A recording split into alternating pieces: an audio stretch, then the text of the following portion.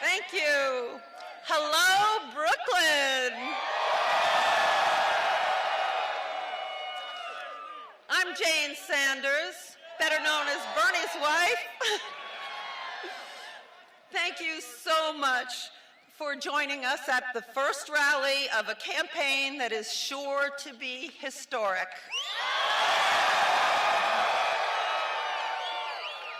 It's especially nice that it's here in Brooklyn. While Bernie and I met in Vermont, we both grew up right in this neighborhood. He went to PS 197 and James Madison High School. And I went to PS 269 and St. Xavier High School. Although we didn't know each other then, we had very similar experiences, probably similar experiences to all the people here that are from Brooklyn. We both spent a lot of time playing stickball, running races, and just plain hanging out on the streets with the kids in our neighborhoods. We learned about democracy on the streets without adult supervision. We learned how to collaborate and how to figure out whatever differences there might be between us. Those early years formed the values and principles that we still live by today. You know Bernie as a senator and a presidential candidate.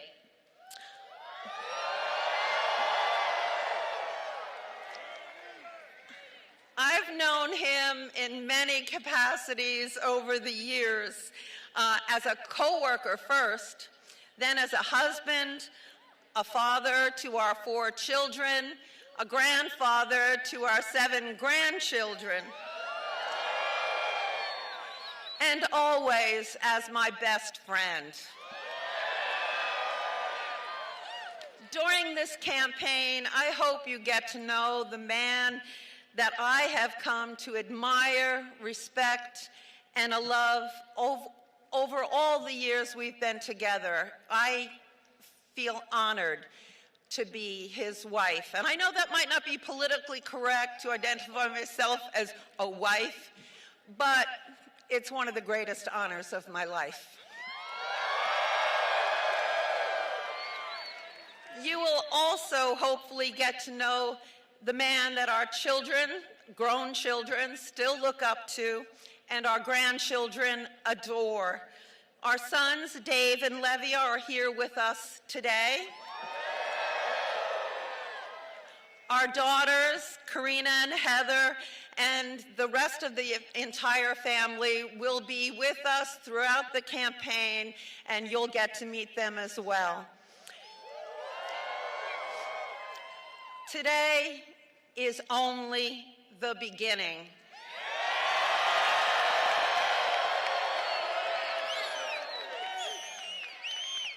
This is not a moment.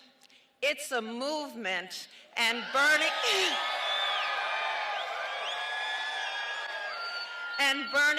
and I and our entire family are so pleased, so happy to be in it with you. Thank you so much.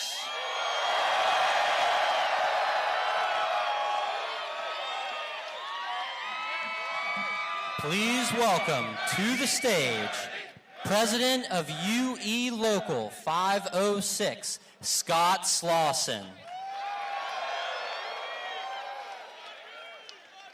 Good afternoon, brothers and sisters. What's up, Brooklyn?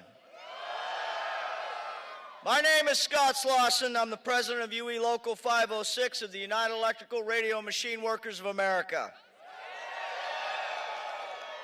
We represent 1,700 advanced manufacturing workers in the proud blue-collar town of Erie, Pennsylvania. We're a generational workforce, and I'm here today with Janet Gray from our sister local, UE Local 618, whose history and struggles parallels our own. First, on behalf of both locals, I want to say thank you to Senator Sanders for his unwavering support to our fight against Wabtec's attempts to destroy the living standards of Erie County, Pennsylvania. I wouldn't be here today if it wasn't for Bernie and our membership strike against Wabtec. His support has given our fight national attention as well as international attention. The Senator has embraced our community and our local. You are our brother, Senator Sanders, and we thank you from the bottom of our hearts. Last week, Wabtec took over General Electric Transportation Division in Erie, Pennsylvania, where we build world-class locomotives. We attempted to meet with the new company last year to start contract negotiations, and they refused. Boo. They waited till the end of January to meet with its largest and most complex unionized workforce. Instead, they were too busy running around forcing concessionary contracts down the throats of workers in smaller Wabtec facilities around the country. After a mere 7 sessions of negotiations had produced little progress, we proposed a 30-day interim agreement based on our current terms and conditions. This would have given both sides more time to negotiate a brand new contract and ensure labor peace. As I said before, we were looking for peace, they were looking for a fight. Our current terms and conditions were negotiated over the last 82 years and have made GE Transportation one of the most successful companies anywhere. The company told us today they were not interested. Today, 1,700 families are standing on a picket line in freezing cold temperatures in Erie, Pennsylvania, saying we've had enough.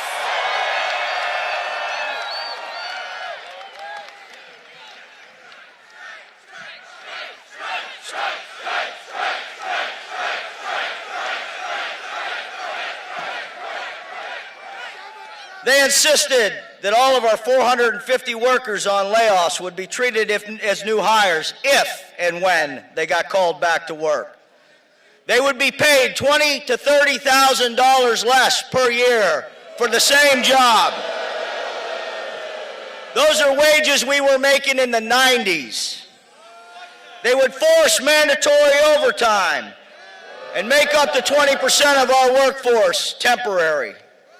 Almost 400 workers, with no union, low rates of pay, and no benefits.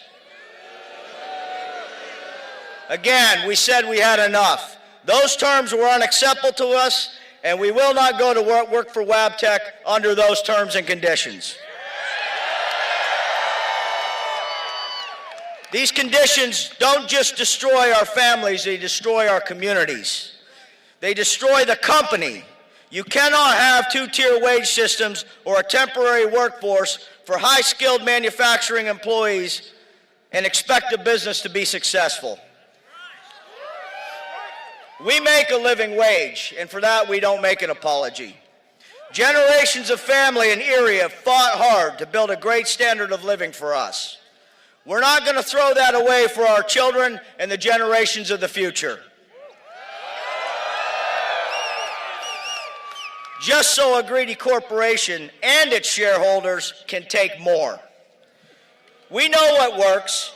With decent pay, solid benefits, and strong job protections, we make a high-quality locomotive, we turn a good profit for the company, and we provide a solid economic foundation for our community. It's that simple. If you gut the living and working conditions, not only will you hurt the members of the community, in the long run, you'll hurt the company as well. On top of all that, the company is insisting on combining our job descriptions, which puts our members' health and safety at risk. That is something we absolutely will not tolerate. Today, 85% of our workers work voluntary overtime. When you force people to work mandatory overtime, how do you expect a community to thrive? They want to force people to miss church, weddings, birthdays, Little League games. Our members want the freedom to be able to help the community. to be in their children's lives and their school activities. My union, UE, is proud to stand against forced overtime. 40 hours is enough for the employer to control your lives.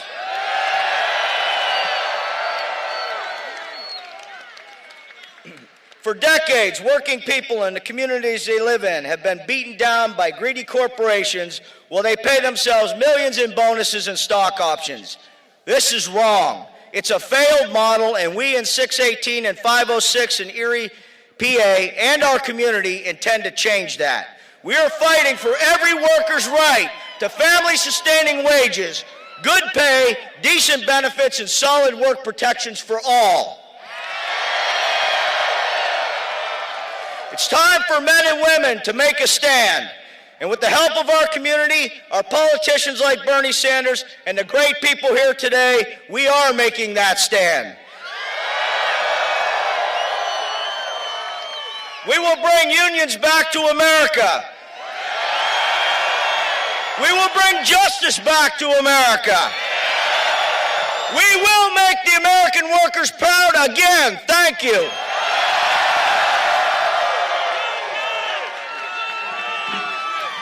Please welcome to the stage Reverend Representative Terry Alexander.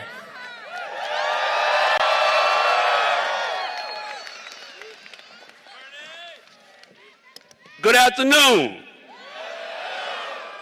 So this is how you do it in Brooklyn, huh? We need to take this all over America, right? This is how we do it. Listen, I am not from New York, and you're going to hear that in my drawl in a few minutes.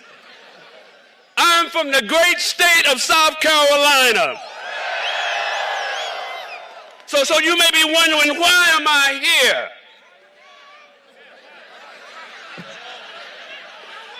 I'm here in this cold. I'm here because while this may be the place Bernie Sanders grew up, the campaign is going to be going to run bigger than any one place or region. This campaign is about the entire country to defeat Donald Trump and transform this country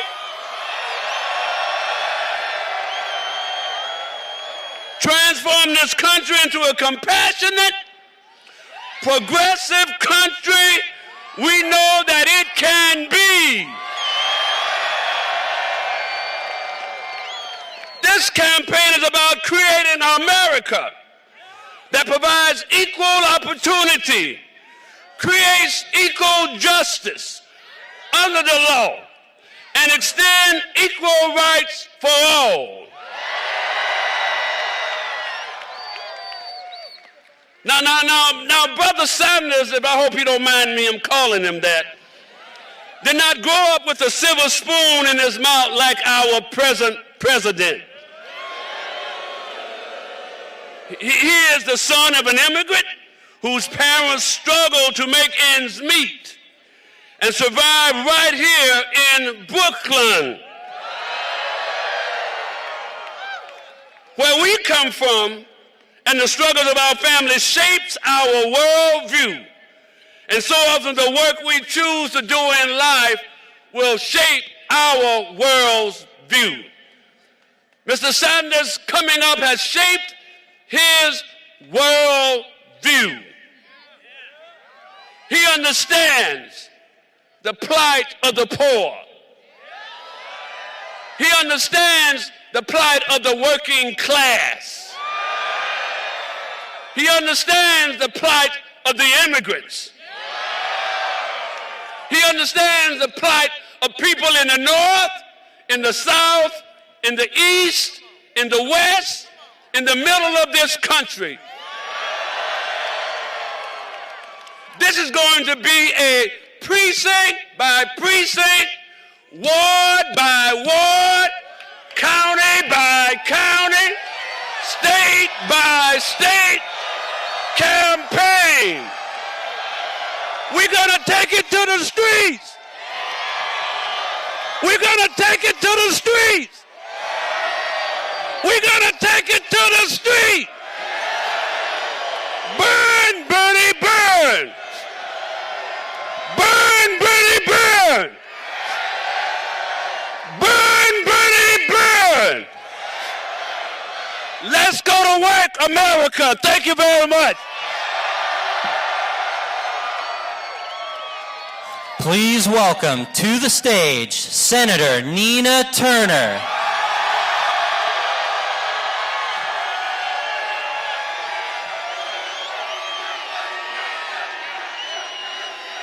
Brooklyn! Brooklyn in the house. Wow, the Reverend did that, didn't he? You know, I want to take a page, Brooklyn, if I may, from the Reverend Dr. Martin Luther King Jr. When he said that the measure of a man is not where they stand in times of comfort and convenience. And if I may paraphrase, it's where they stand when things are sure enough going wrong. That's the measure of a man. It's not where they stand when things, Brother Sean King, are polling well, but it's where they stand when the vision is ahead of the people. That's the measure of a man. And I submit to you, Brooklyn, your homegrown senator has shown throughout his life his measure. And we firmly understand the mission, but today you're going to understand the man.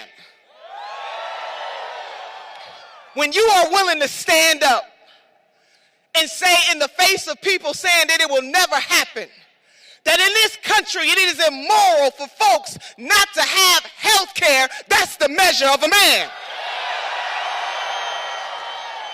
When you are willing in the 1980s to be one of only 2 white elected officials to stand by the side of the Reverend Jesse Jackson when he's running for president, that's the measure of a man. When you are willing at the age of 19 to know that in Chicago, housing discrimination against African American folks was rotten to the core, and you are willing to be chained to a black woman on the front line, that's the measure of a man.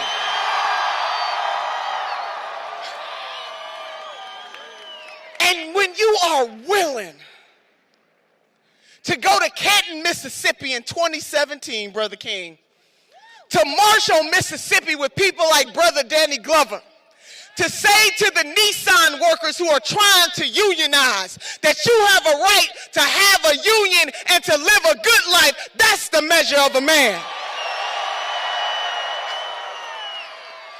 And when you are willing to look Jeff Bezos in the eye, come on somebody, to say to the wealthiest man in the world that it is a sin and a shame, that it is rotten to the core, that $11 billion company refuses to pay their workers a living wage and to get that $15 an hour. Baby, that is the measure of a man. And when you dare during the debates in 2016, when the question is asked of you, what is the greatest existential crisis to this nation? And you say boldly, climate change, that's the measure of a man.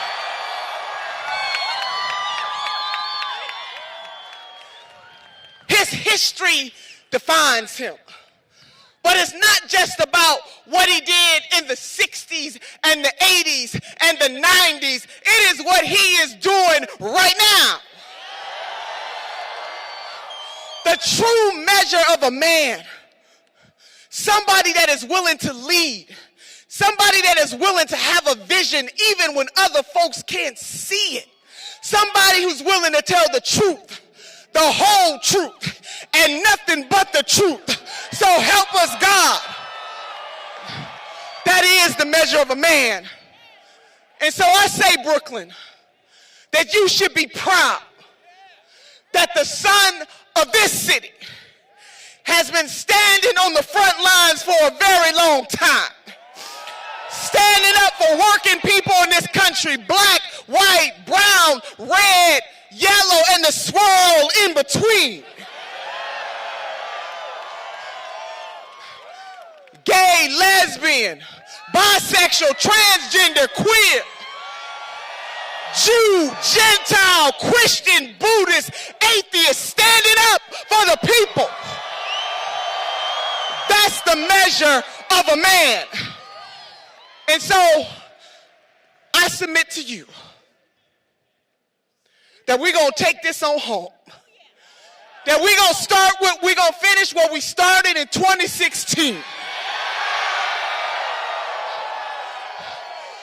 That this is a moment of transcendence. And our mission is so high, we can't get over it. And our mission is so low, we can't get under it. And our mission is so wide, we can't get around it. And with these hands, there's an African proverb that says that many hands make for light work. Can I see the hands? Can you raise your hands? All over, can you raise your hands? With these hands, we're going to transform this country in a way that they've never seen before. With these hands, we will have Medicare for all. With these hands, we will have college for all.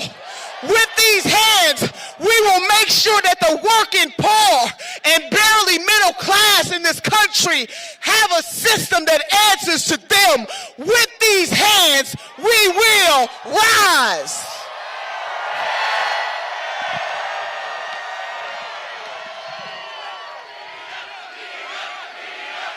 Please welcome to the stage journalist and activist Shaun King.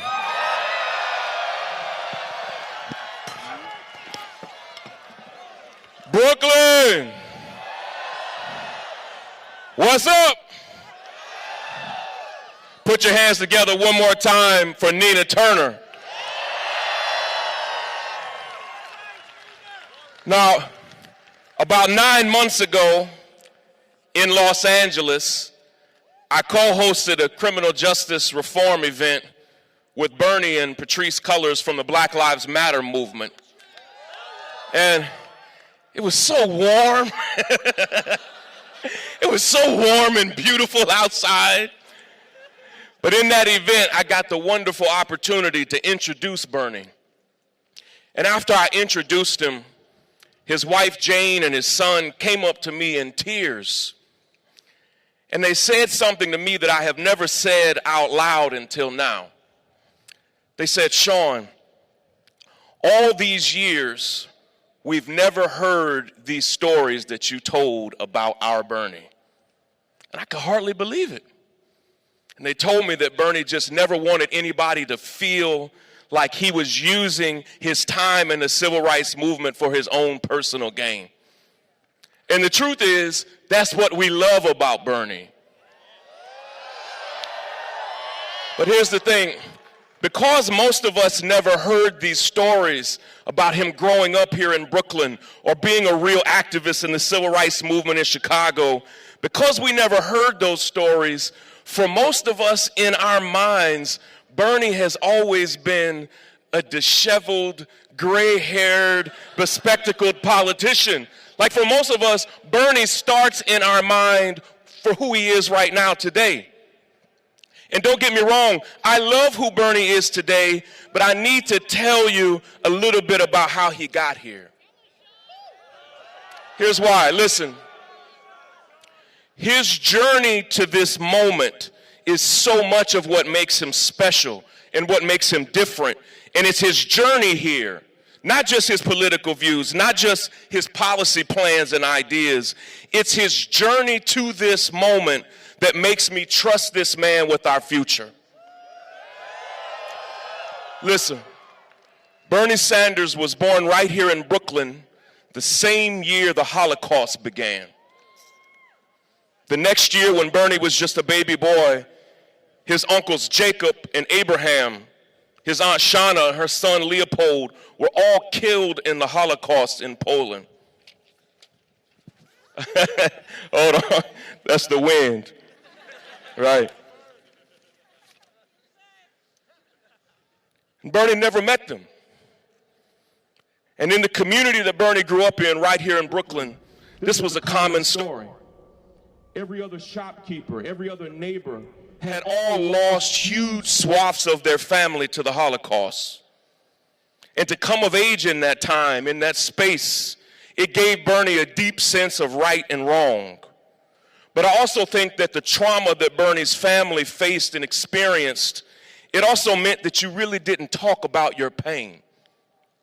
It was just too hard. And right before Bernie started school here at Brooklyn College, his dear mother Dora passed away. And just 2 years into his time at the University of Chicago, his father passed away as well.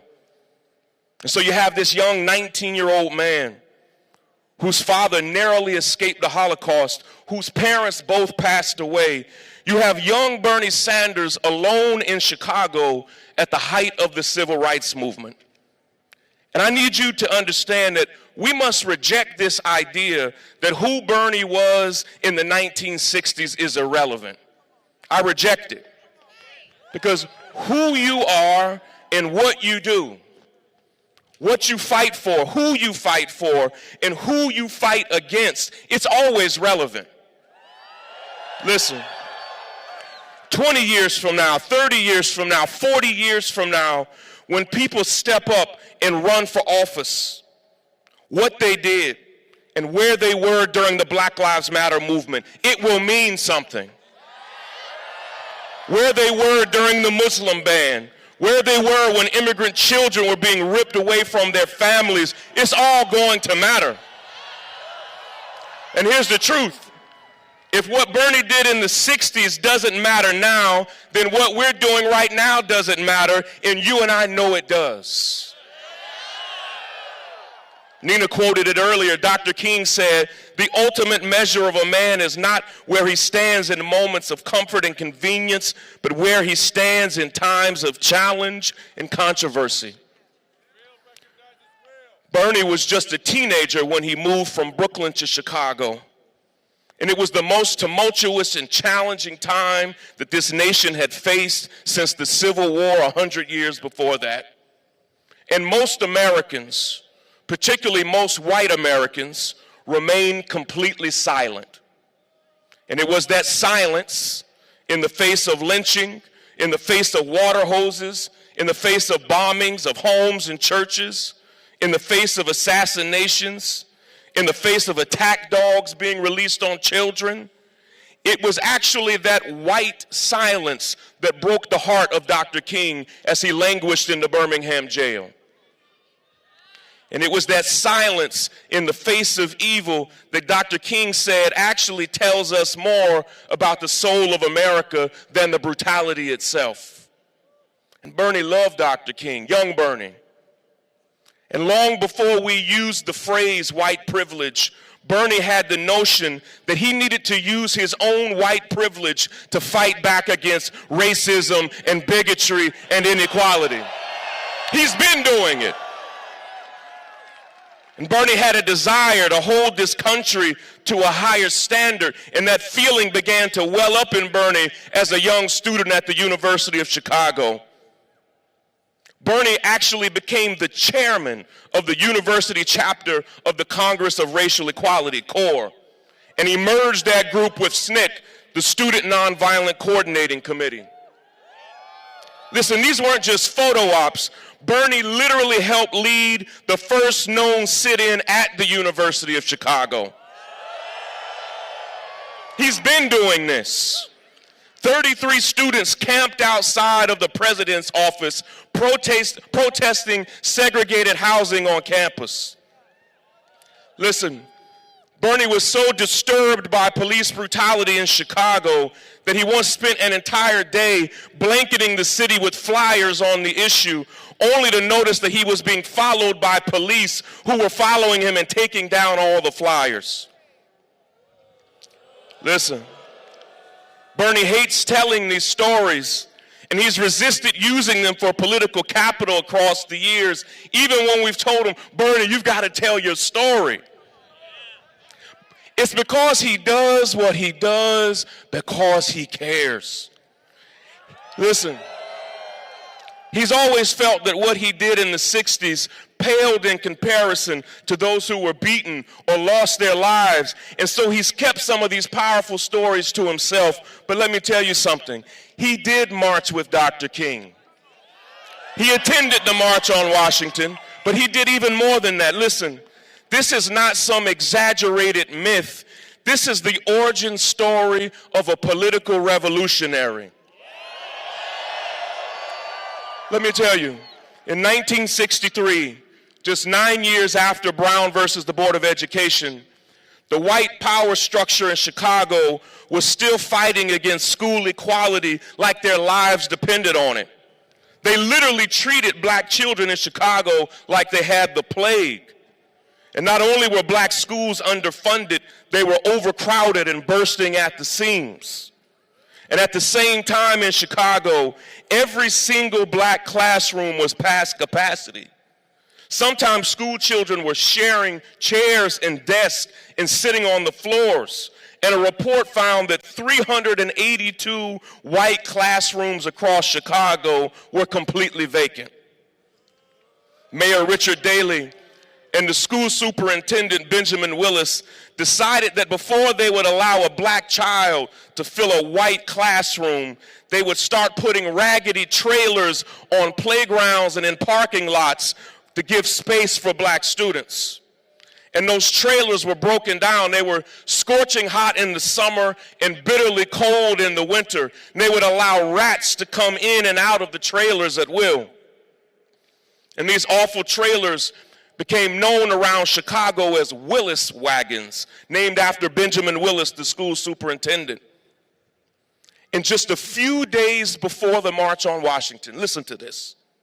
In August of 1963, the city of Chicago was about to install some more Willis wagons for black school children.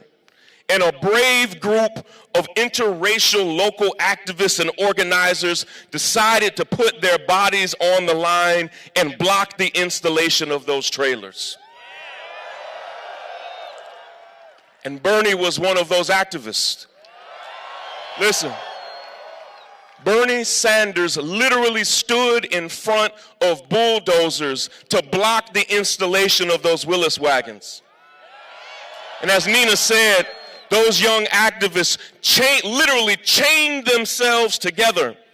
And out of reverence for what activists in the South were doing, Bernie has downplayed this demonstration, but it was a powerful moment in the student movement. Side by side with two black women, Bernie chained himself to them and refused to move. Listen. Even when the Chicago police told them that they were going to arrest Bernie and forcefully remove him, he refused. Even when they decided to arrest Bernie and pick him up and carry him out of that parking lot, he kicked and screamed and resisted the entire way. Have you seen that photo of the police carrying Bernie? I love that photo. He won't even let his feet touch the ground. Listen, and that photo to me is not just who Bernie was, it's who he has been his entire life. Bernie has been giving the man hell since the day he was born. He's been doing it. And for you to tell me that all of that means nothing is preposterous. It means everything. Bernie was a protester. He was an activist. He was an organizer. And he is literally the only person in the United States Senate with this story. I could tell you a dozen more stories, but I wanted to tell you who Bernie Sanders was when it counted. I wanted to tell you who he was before we knew him, before we ever felt the burn, before he ever ran for office, before he was ever a national figure. He was a fighter for the people. Listen, he has always rejected the status quo. He spoke out against apartheid in South Africa when crazily that was an unpopular thing to do. And even today, he speaks out against apartheid-like conditions in Palestine, even though it's not popular. Listen, I don't care when 45 calls him Crazy Bernie, because he is just a little crazy. And I think all of us got a little crazy in us, if you know what I mean. Here's how I was in California when Bernie Sanders went to Disneyland and literally said that he did not think that Mickey Mouse and Goofy approved of Disney not paying their workers a living wage. You got to be a little crazy to do that. Who does that? How is it that 1 in 10 of their workers had been homeless the past 2 years? That 2 out of 3 of their workers were food insecure, and 3 out of 4 of them don't even make enough money to pay their rent? Do you know how much guts it takes to call out one of the most beloved brands in America for underpaying their employees? And guess what happened? Disney announced that they are going to pay all of their workers at least $15 an hour. I don't want to hear when people say, what has Bernie done? That's what Bernie's done. On just this past September 5th, Bernie Sanders and Congressman Ro Khanna introduced a bill. It's how I know Bernie's a little crazy. They called it the Stop Bezos Act. Let's not beat around the bush. It's the Stop Bezos Act. That was on September 5th, and 3.5 weeks later, Amazon finally caved and announced they're going to pay their workers at least $15 an hour. Listen, in 2016, like so many of you, I campaigned hard for Bernie to be president. And to this day, I still believe that he would have beaten Donald Trump. I want to share a personal story with you, though. Nothing touched me more, nothing sticks with me more than how Bernie on the campaign trail in 2016 showed so much love for our friend Erica Garner.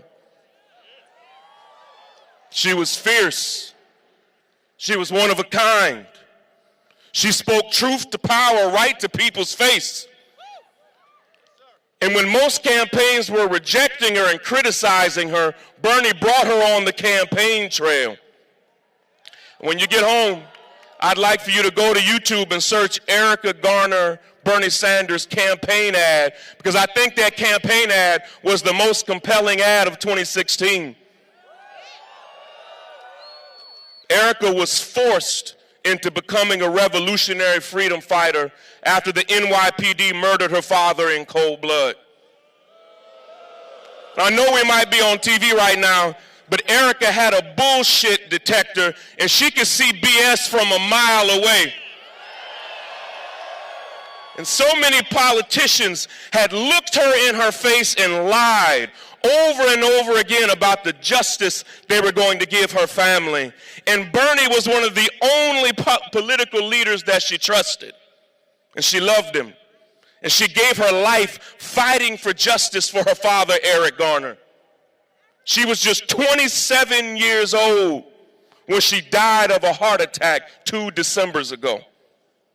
And my very last conversation with Erica before she passed away right here in Brooklyn was about how much we both loved Bernie and how much we both hoped he'd run again.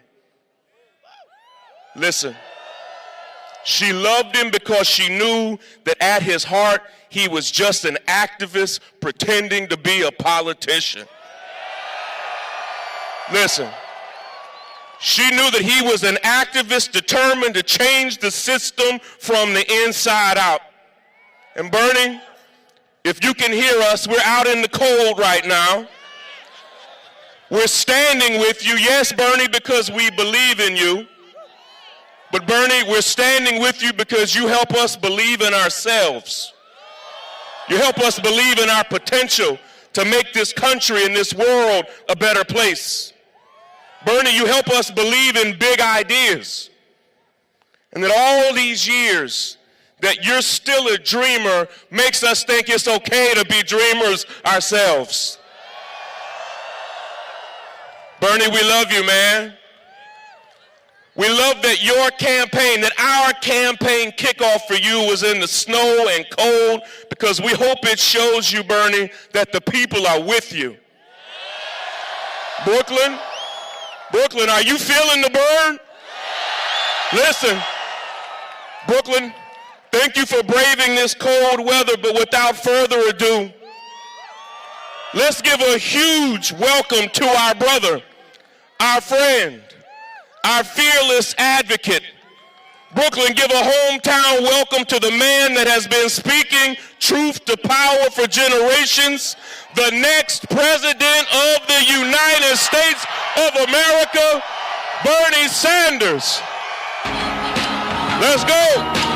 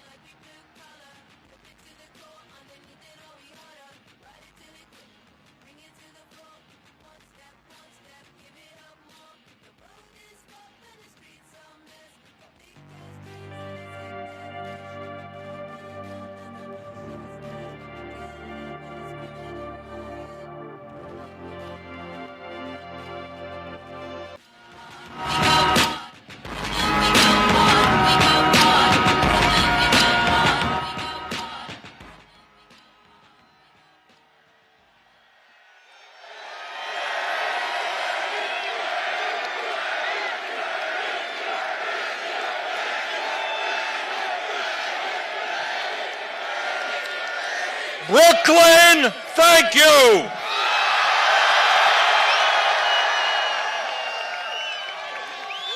What an incredible crowd. Thank you so much.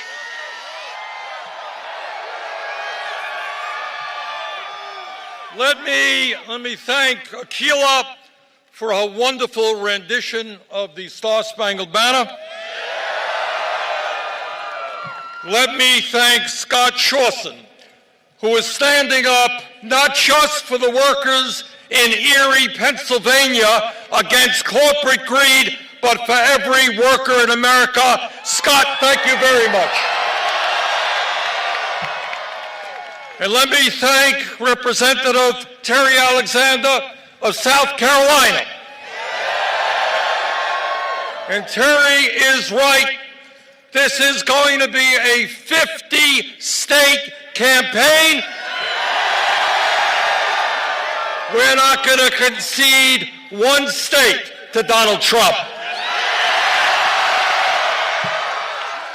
And let me thank my very good friend, Nina Turner. Nina has been with me all across this country. Nina has helped develop one of the great grassroots organizations in this country, Our Revolution. And Nina is mobilizing people from one end of this country to the other. Justice.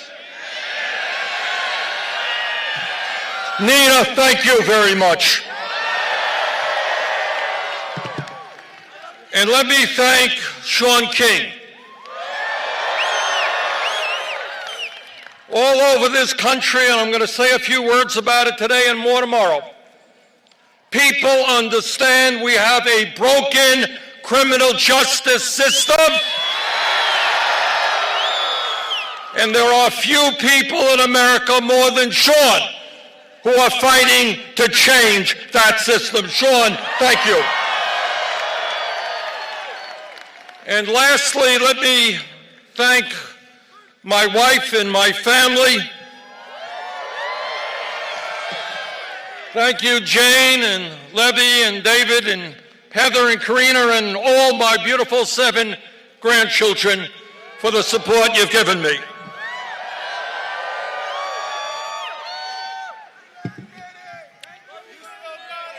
Thank you all for coming out today. So let me thank the weathermen for giving us Vermont weather. Thank you. And thank you all for being part of a political revolution which is going to transform America.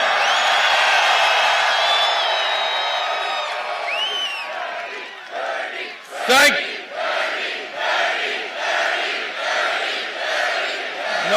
No, it is not Bernie, it is you. It's us together. And I want to thank all of you for being part of a campaign which is not only going to win the Democratic nomination, which is not only going to defeat Donald Trump, who is the most dangerous president in modern American history, but with your help, we are going to transform this country and finally create an economy and a government which works for all of us, not just the 1%.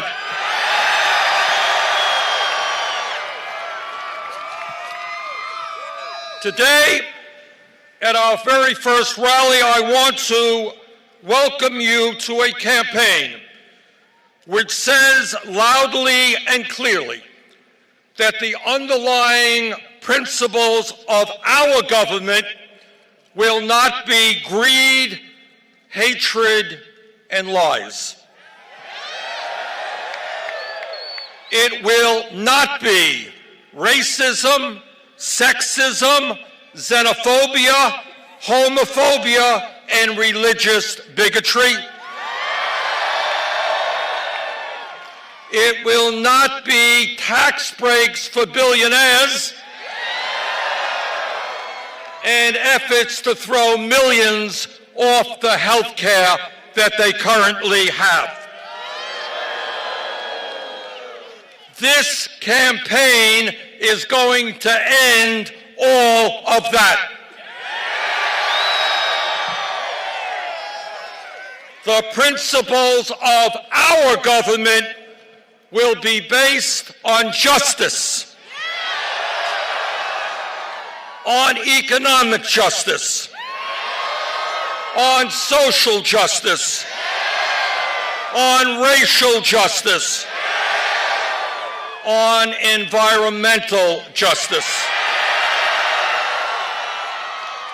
Today, I welcome you to a campaign which tells the powerful special interests who control so much of our economic and political life that we will no longer tolerate the greed of corporate America and the billionaire class.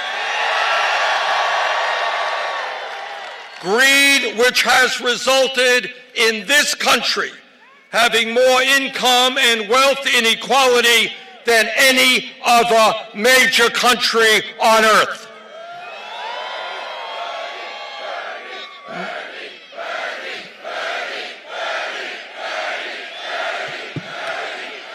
No, we will no longer stand idly by and allow 3 families in this country to own more wealth than the bottom half of the American people. And while these families become richer, over 20% of our children live in poverty, veterans sleep out on the streets, and senior citizens cannot afford their prescription drugs. We're here to tell the 1% that we will no longer tolerate 46% of all new income going to the very richest people in this country, while millions of Americans are out working 2 or 3 jobs just to survive and pay the bills. Today, we launch our fight for a political revolution, and we say to the private health insurance companies, whether you like it or not, the United States is going to join every other major country on earth and guarantee health care to all people as a right.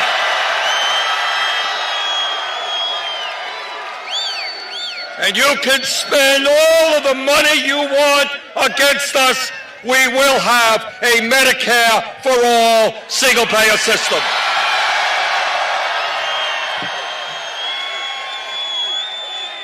And today we say to the pharmaceutical industry that you will no longer charge the American people the highest prices in the world by far for the medicine they desperately need.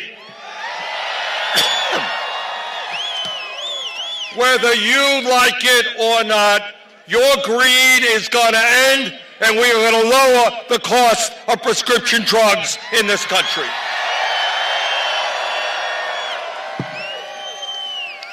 Today, we say to Walmart, to the fast food industry, and to other low-wage employers, stop paying your workers starvation wages. Yes, we are going to raise the minimum wage in this country to at least $15 an hour. And we are going to make it easier for workers to join unions.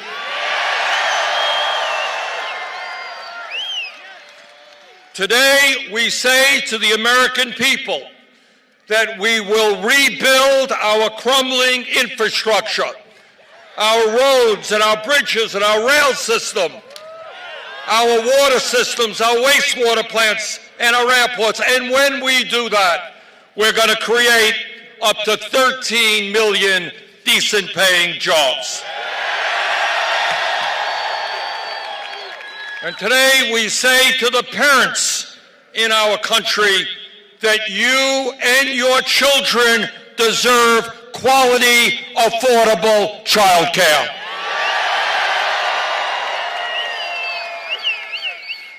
And today, here at Brooklyn College, we say to young people all over this country, we want you to get the best education you can, regardless of your income. Good jobs require a good education. And that is why we are going to make public colleges and universities tuition free.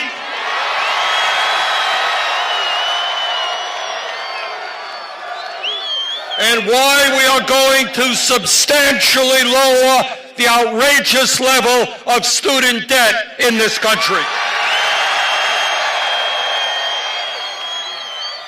America once had the best educated workforce in the world, and we are going to make that happen again. And today, we say to our senior citizens in Vermont, in Brooklyn, in California, we know you cannot survive with dignity on $14,000 a year Social Security. My Republican colleagues in the Senate want to cut Social Security benefits. Well, we've got some bad news for them. We're going to raise Social Security benefits. Today, we say to Donald Trump and the fossil fuel industry that climate change is not a hoax, but it is an existential threat to our country and the entire planet. And we intend to transform our energy system away from fossil fuel and into energy efficiency and sustainable energy. And when we do that, we're going to create millions of good-paying jobs. All of us and every person in this country has a moral responsibility to make certain that the planet we leave our kids and our grandchildren is a planet that is healthy and habitable.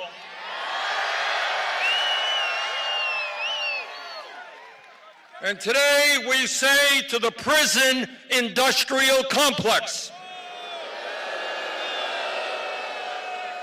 that we are going to achieve real criminal justice reform in this country. We are going to end the international embarrassment of the United States having more people in jail than any other country on earth. Instead of spending $80 billion a year in jails and incarceration, we are going to invest in jobs and education for our young people. No more private prisons. No more profiteering from locking people up. No more war on drugs that has destroyed so many lives. No more keeping people in jail because they are too poor to afford cash bail.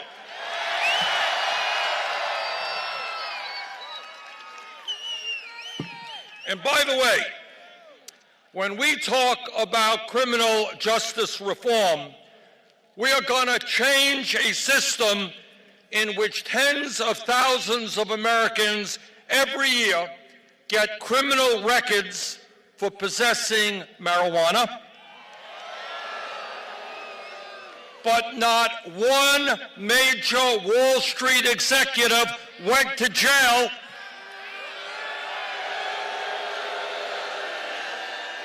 for destroying our economy in 2008. No, they didn't go to jail. They got a $1 trillion bailout.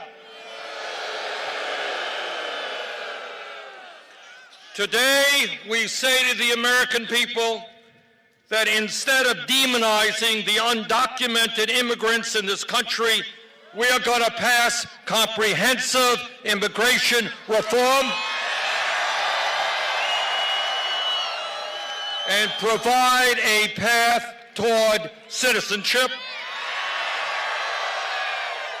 We're going to provide legal status to the 1.8 million young people eligible for the DACA program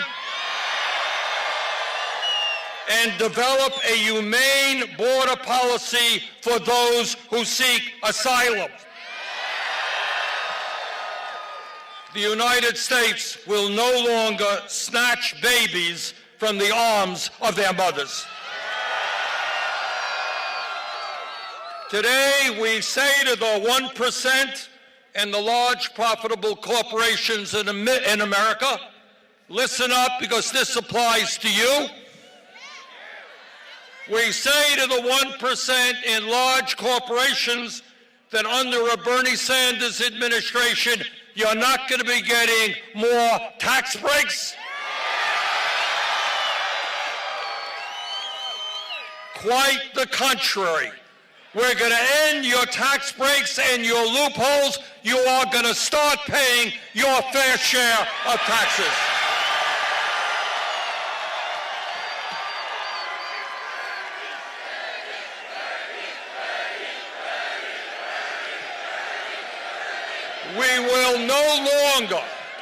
We will no longer accept the absurd situation where large multi-billion-dollar corporations like Amazon, Netflix, and General Motors pay nothing in federal income taxes. And we're not going to allow these corporations and the billionaires to stash their money in the Cayman Islands and in other tax havens. Yes, the wealthy and multinational corporations will start paying their fair share of taxes. We're going to end austerity for working families and bring a little austerity for the wealthy and the powerful.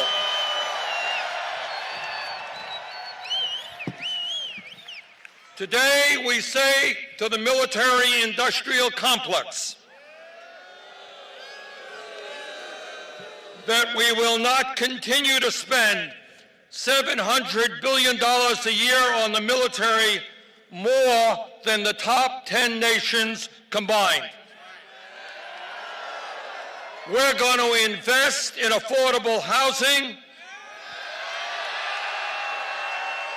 We're going to invest in public education. And we're going to invest in our crumbling infrastructure.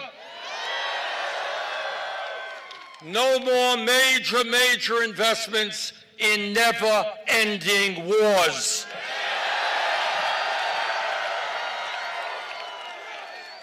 Brothers and sisters, we are going to win this election not because we have a super PAC funded by billionaires.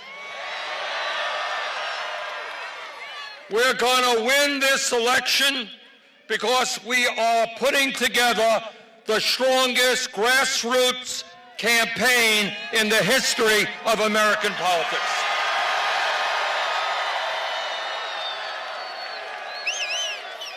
Donald Trump wants to divide us up based on the color of our skin, based on where we were born, based on our gender, based on our religion or our sexual orientation. What we are about is doing exactly the opposite. We're going to bring our people together.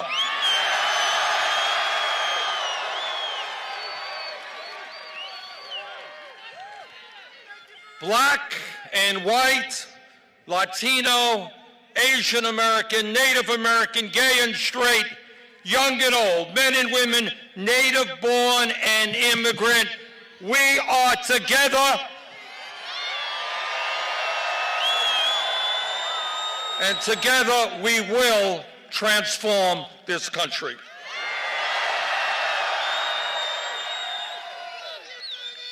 If I might take a moment as I return here to the area that I was born, let me say a few personal words. As we launch this campaign for president, you deserve to know where I came from, because family history obviously heavily influences the values that we develop as adults. I was born literally a few miles away from here on East 26th Street in Kings Highway. And my family and I lived in a 3.5-room rent-controlled apartment.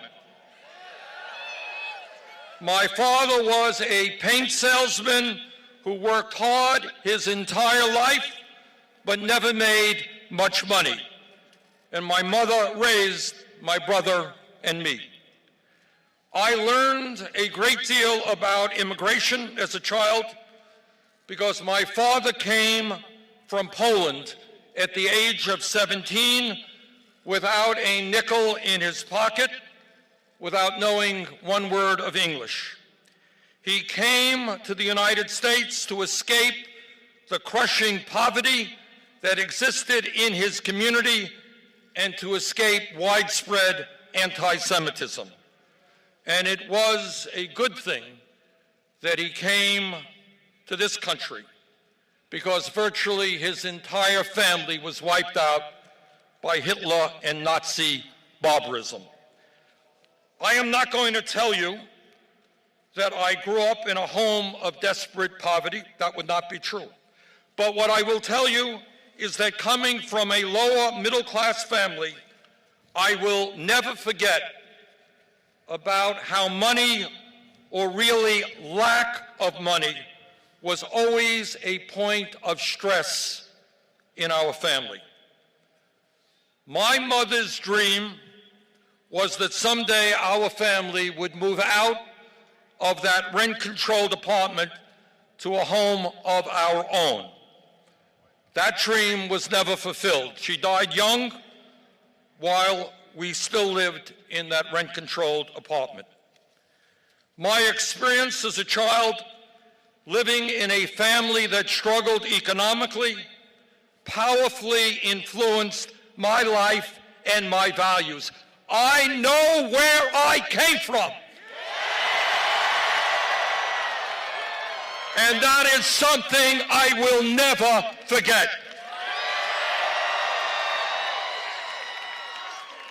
Unlike Donald Trump, who shut down the government and left 800,000 federal employees without income to pay their bills, I know what it's like to be in a family that lives paycheck to paycheck. Now, it is true, I did not have a father who gave me millions of dollars to build luxury skyscrapers, casinos, and country clubs.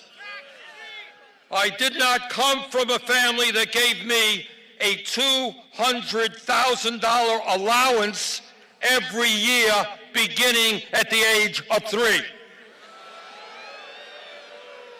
As I recall, my allowance was 25 cents a week.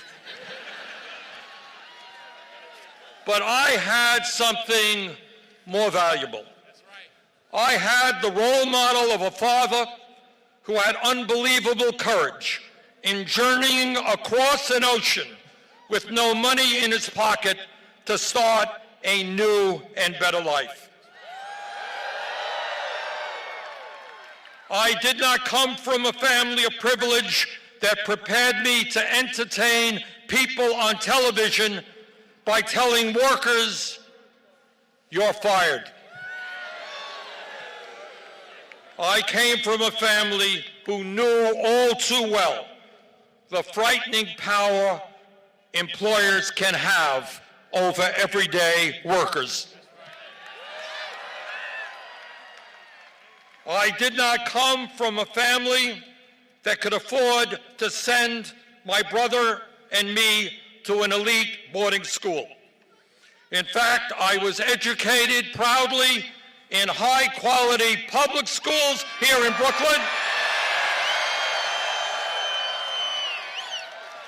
and began my higher education right here on this campus.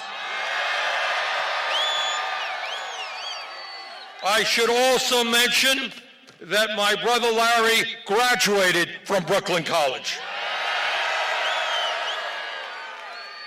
I did not come from a family that taught me to build a corporate empire through housing discrimination. I protested housing discrimination, was arrested for protesting school segregation, and one of the proudest days of my life was attending the March on Washington for Jobs and Freedom led by Dr. Martin Luther King Jr.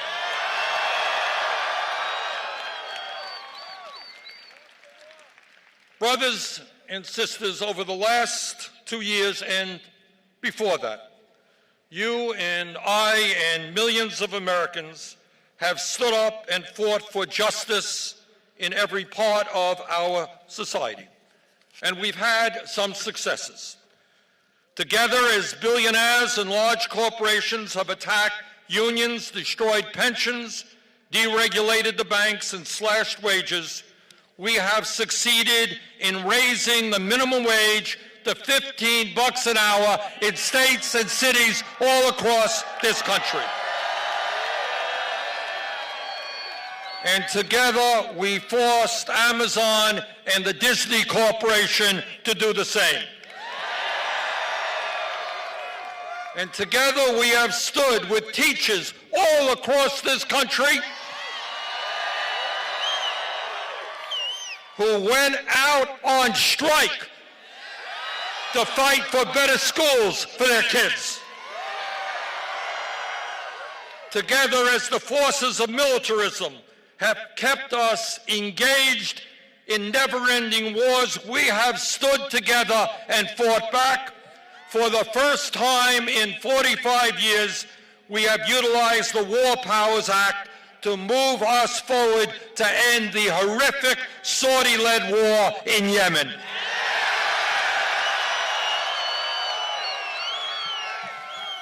Together, as so many of our young people have received criminal records for nonviolent offenses, we have fought to end the war on drugs and have seen state after state decriminalize the possession of marijuana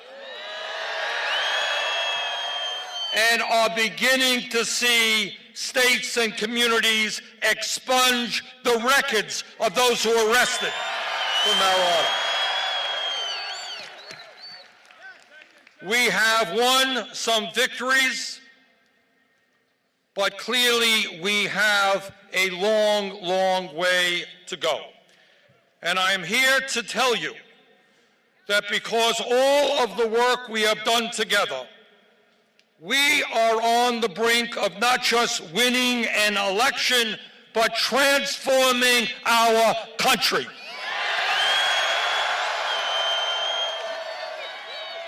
And let me tell you a little of what that means. When we are in the White House,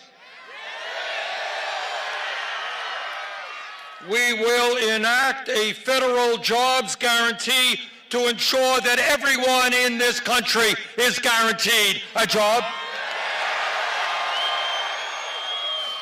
There is more than enough work to be done in this country. Let's get it done. When we are in the White House, we will attack the problem of urban gentrification and build the affordable housing this country desperately needs. When we are in the White House, we will end the decline of rural America. We will reopen rural hospitals that have been closed. And we will make sure that the young people in rural communities have decent jobs so that they can remain in the communities that they love. When we are in the White House, we're going to end the epidemic of gun violence in this country. And we are going to pass the common sense gun safety legislation that the overwhelming majority of Americans want to see. When we are in the White House, we're going to address not only the national disparities of wealth and income, but the racial disparities of wealth and income. We are going together to root out institutional racism wherever it exists. Not only will we end the cowardly outrage of voter suppression, we're going to make it easier for people to vote, not harder. When we are in the White House, we are going to protect a woman's right to control her own body. That decision is a woman's decision, not the federal government, not the state government, not the local government.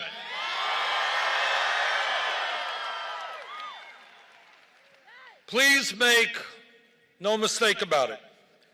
The struggle that we are undertaking is not just about defeating Donald Trump.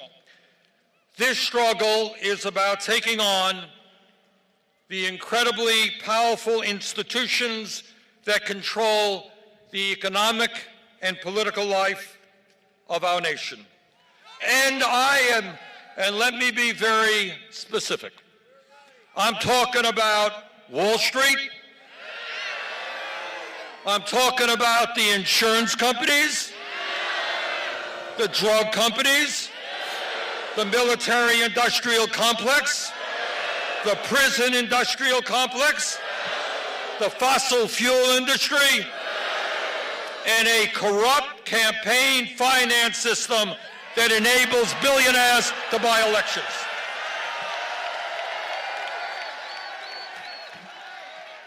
Brothers and sisters, we have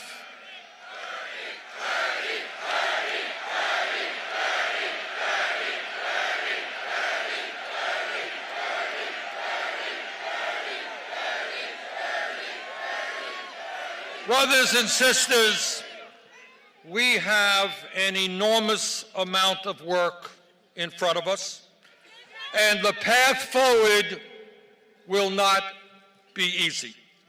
The wealthy and powerful elite, who decade after decade have gotten everything they want, will do all that they can to defend their financial interests. And they have an unlimited amount of money at their disposal. But we have something that they do not have. We have the people together.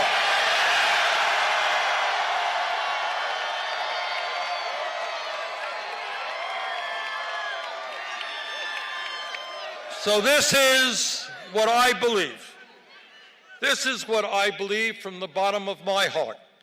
If we do not allow Trump and his friends to divide us up, if we stand together, black and white and Latino, Asian American, Native American, if we stand together, urban and rural, north, south, east, and west, if we stand together not as red state and blue state, but as working people fighting for dignity. If we stand together, believing in justice and human dignity, if we stand together, believing in love and compassion,